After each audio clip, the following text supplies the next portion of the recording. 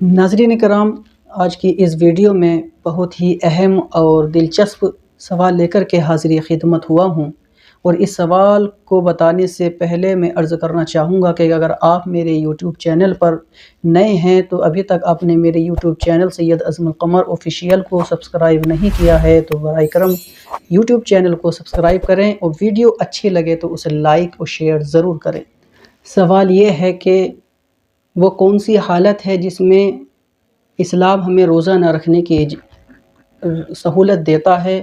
اور اس پر اللہ کی جانب سے ناراضگی کا اظہار بھی نہیں ہوتا؟ تو اس کے جواب میں عرض کرتا چلوں کہ ایسی کئی کنڈیشنز ہیں جس کی وجہ سے اسلام ہمیں روزہ نہ رکھنے کی اجازت دیتا ہے۔ مثال کے طور پر کہا جائے، جیسے کہ اگر کوئی شخص مسافر ہے تو مسافر سفر کر رہا ہے اور اس کا سفر اتنا طویل ہے کہ وہ روزہ رکھے گا تو اس روزے کی وجہ سے اس کے سفر میں پریشانی ہو سکتی ہے، تو اس وجہ سے وہ روزہ چھوڑ سکتا ہے، اور مقیم ہو جانے کے بعد رمضان کا مہینہ پورا ہو جانے کے بعد میں وہ اس روزے کی قضا کر لے۔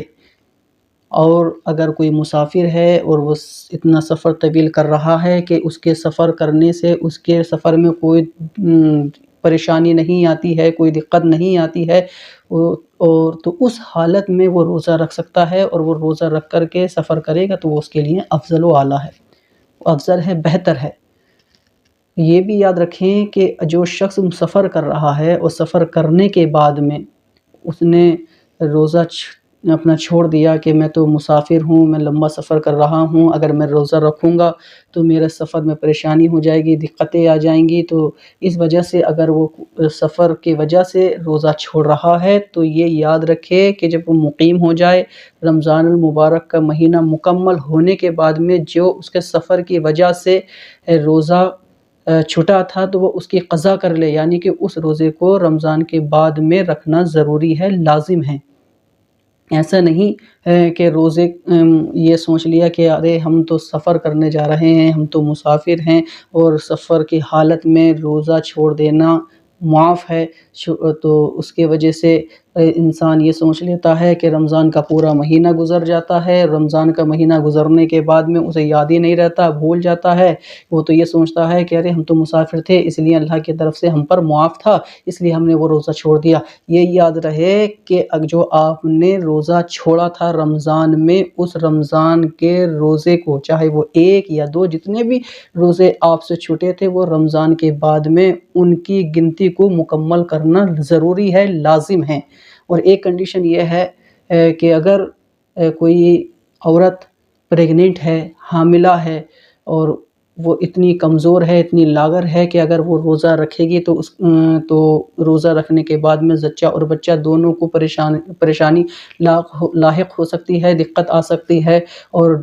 اگر کسی ڈاکٹر نے، اچھے ڈاکٹر، سرجن ڈاکٹر نے آپ کو روزہ رکھنے سے منع کیا ہے تو آپ روزہ نہ رکھیں، کیونکہ اگر ڈاکٹر نے یہ کہا ہو کہ اگر آپ روزہ رکھیں گی تو روزہ رکھنے سے آپ پر یا آپ کے بچے پر کسی طریقے کی پریشانی آ سکتی ہے، تو اس وجہ سے وہ روزہ چھوڑ سکتی ہے، اور جب تک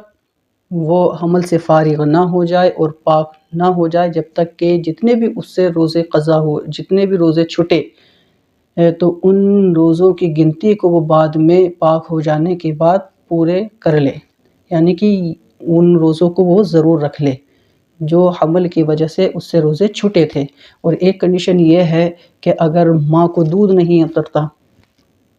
یہ روزہ رکھنے کے بعد میں، کہ اس نے روزہ رکھ لیا اور روزہ رکھنے کے بعد میں اس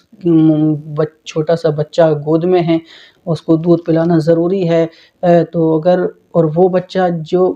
صرف ماں کا ہی دودھ پیتا ہے، یہ بھی نہیں کہ اگر وہ دوسرا مطلب کہ بھینس کا، گائے کا دودھ پی رہا ہے یا اوپر سے کوئی چیزیں کھا کر کے وقت گزار رہا ہے، تو اس کنڈیشن میں روزہ معاف نہیں ہے، بلکہ اس کنڈیشن میں روزہ معاف ہے کہ اگر بچے صرف اور صرف بچہ اپنی ماں کا دودھ پی رہا ہے اور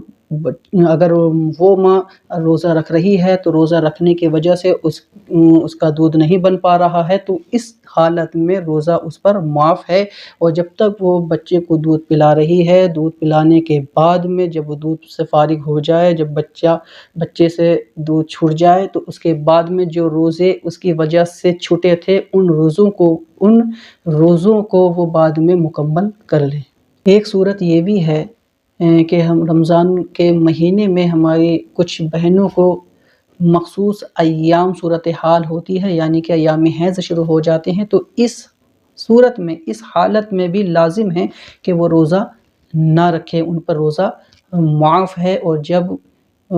وہ یہ ایام مکمل ہو جائیں، گزر جائیں، تو اس کے بعد میں وہ روزہ رکھ لیں۔ اور رمضان کا مہینہ گزر جانے کے بعد میں جو اس وجہ سے، صورتحال کی وجہ سے، مخصوص ایام کی وجہ سے جو روزے ان سے چھوٹے تھے، ان کی وہ قضا کر لے۔ اور یہ بھی یاد رہیں کہ ایام حیض کی وجہ سے نماز مکمل طور سے معاف ہے، کہ ان کی کوئی قضا نہیں ہے، لیکن رمضان کے روزے جو ایام حیض کی وجہ سے چھوٹے تھے، ان کی قضا لازم ہے، ان کی گنتی کو پورا مکمل کرنا لازم ہے اور ضروری